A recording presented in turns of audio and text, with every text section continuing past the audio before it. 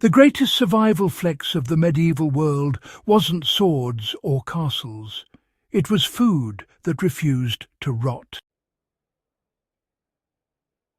Long before refrigerators, long before freezers, and sometimes even without salt, the one preservative we always hear about. Yet medieval people still managed to keep meat and fish edible for months, even years. That wasn't luck. That was biological warfare against bacteria. And today, on Ancient Roots Uncovered, we're cracking open the forgotten playbook. This isn't about fantasy. This is about real workable systems that kept entire communities alive through winters, wars, and, failed harvests. Systems so effective that modern survival science still studies them, even today. Let's go straight into the methods. Drying was their first line of defense. If bacteria were medieval people's invisible enemy, water was the ally they cut off first. Microbes need moisture to survive. So medieval preservation often began with ruthless drying. Meat was sliced thin to expose maximum surface area. Fish were split open, flattened, and hung where wind could rip through the flesh. No smoke, no salt, just air, sun, and patience. In colder or coastal regions, fish were often dried in open racks for weeks. The wind did the work, The cold slowed decay, and the sun gently baked out moisture. What remained was hard, light, almost wood-like protein. Not exactly appetizing by modern standards, but nearly immortal. Once fully dried, these meats could be stored in cloth sacks, wooden boxes, or clay vessels. As long as they stayed dry, bacteria had no chance, really. Some dried fish could last multiple years and still be revived by soaking and cooking. Drying wasn't primitive. It was precision dehydration. Smoke turned meat into hostile territory. Smoke was not about flavour, it was chemistry. Wood smoke carries natural antimicrobial compounds like phenols and formaldehyde. Medieval smokehouses weren't BBQ pits at all. They were preservation chambers. Meat and fish were suspended above slow, cool fires. They weren't cooked, not really, just bathed. Hours became days, and days became weeks. The smoke coated every fibre with invisible protection. It lowered surface moisture, It discouraged insects, slowed oxidation, and, it infused the meat with compounds that actively suppress bacterial growth. In places where salt was scarce or expensive, heavy smoking alone was enough to keep meat stable for long periods, especially when combined with partial drying. The result was dense, dark, almost leathery food that resisted rot even in fluctuating conditions. This was preservation by environmental control, not seasoning. Here's where medieval people got bold. They didn't always stop decay. Sometimes they recruited it. Controlled fermentation allowed good microbes to dominate before dangerous ones could take over.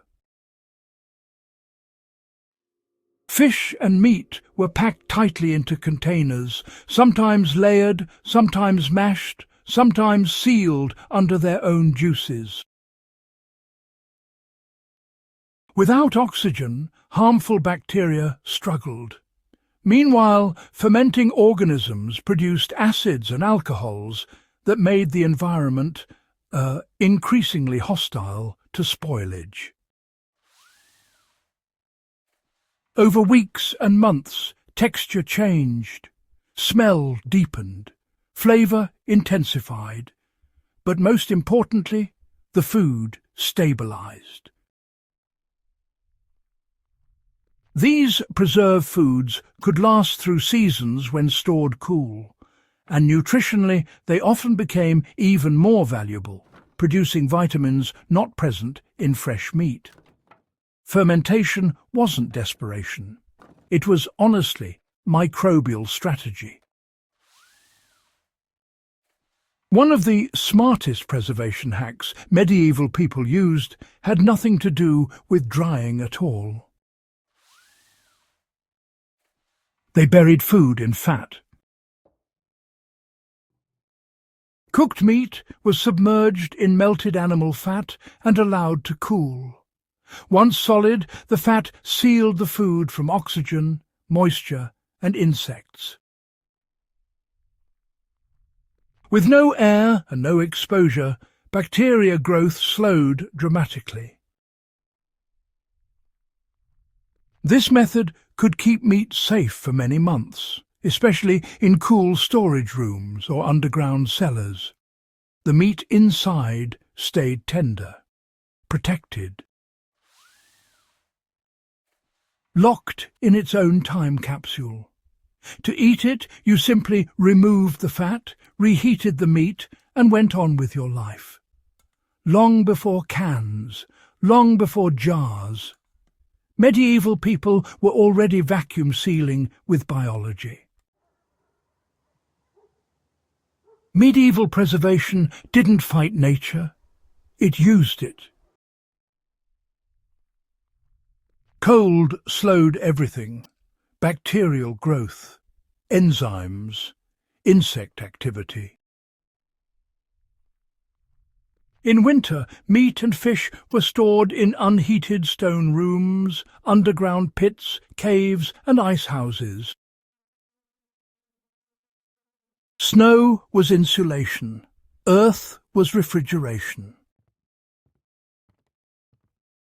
Some meats were dried or smoked first, then stored in cold spaces to extend their lifespan even further. This combination could push preservation far beyond a single season. In certain environments, naturally frozen fish could remain edible for years, as long as thawing and refreezing were avoided. Cold didn't preserve by itself. It bought time, and medieval people used that time wisely. Bacteria hate acid.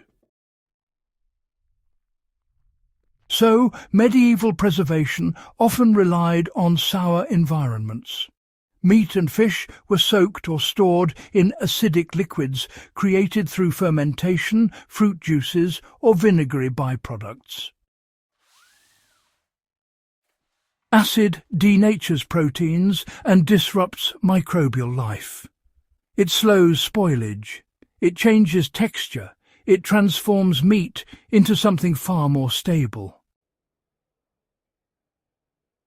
While acid alone wouldn't preserve food forever, it dramatically extended shelf life when paired with drying, smoking, or cold storage. This was chemistry without textbooks. Honey is hostile to microbes. Its sugar concentration pulls water out of bacterial cells. Its natural acidity interferes with growth. Its enzymes create low levels of hydrogen peroxide. Medieval people knew this without knowing the science. Meat and fish were sometimes sealed in honey, completely coated, locked away from air and moisture. When properly stored, honey-preserved foods could last astonishing lengths of time.